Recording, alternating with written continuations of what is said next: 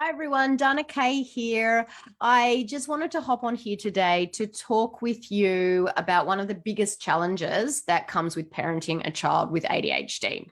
Now, just quickly before I do that, just want to introduce myself as usual to any of you that might not already know me. Like I said, my name is Dana and I'm the creator of the ADHD Thrive Method for Kids, which is a program that helps kids with ADHD reduce their symptoms naturally.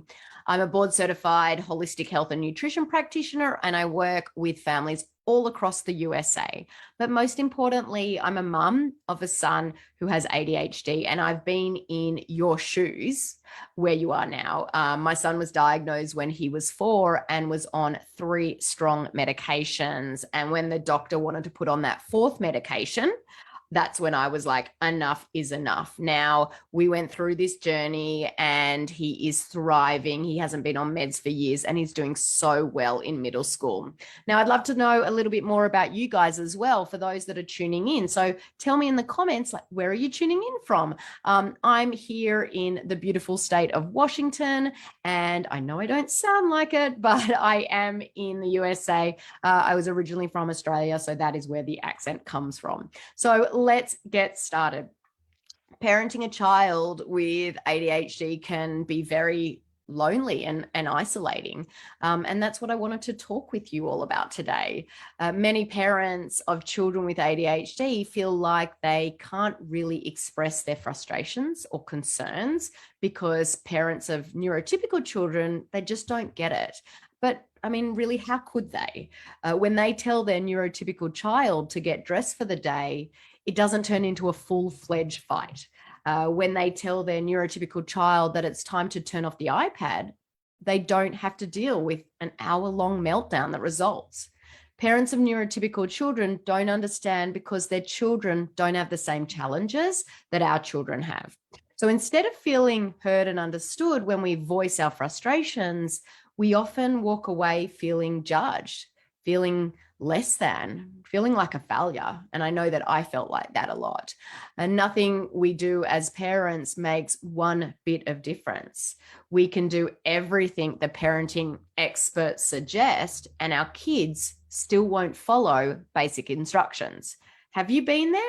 If you can relate to any of these feelings, will you comment "me too" below? Because it can be very lonely having a child who doesn't fit the mold. A few weeks ago, I sent out an email asking what some of your biggest obstacles were to naturally reduce ADHD symptoms. And one of the most common responses I received was a lack of support and an overall feeling that trying to reduce your child's ADHD symptoms naturally would just be too hard on your own. Believe me, I get it. I walked the journey alone and would not suggest it for anyone for sure. And that's why I wanted to hop on here today to give you a couple of tips to finding that support that parents of children with ADHD need. Choose wisely who you share with. There are some people in your circle of friends or family who probably aren't going to be understanding.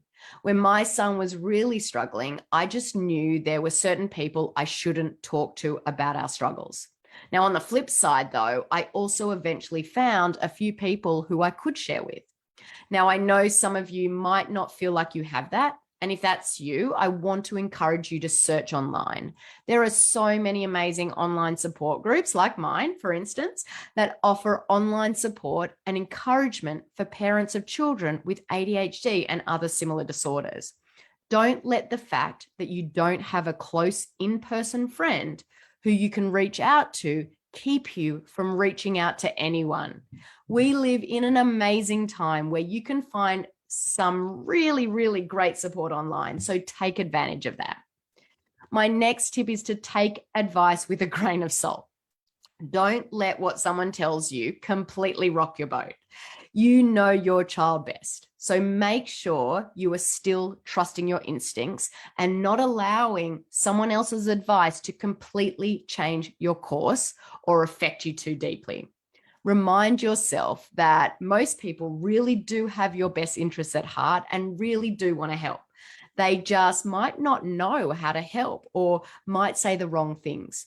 I had to do this a lot when my son was really struggling. People meant well and tried to help, but their advice really wasn't very helpful. So I had to remind myself of their intentions.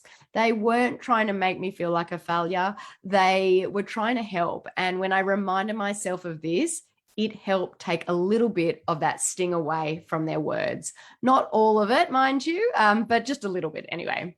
Now, finally, I want to offer you an opportunity to chat with me or my team. Even if no one else around you gets what you're going through, I can promise you that every single person on my team gets it.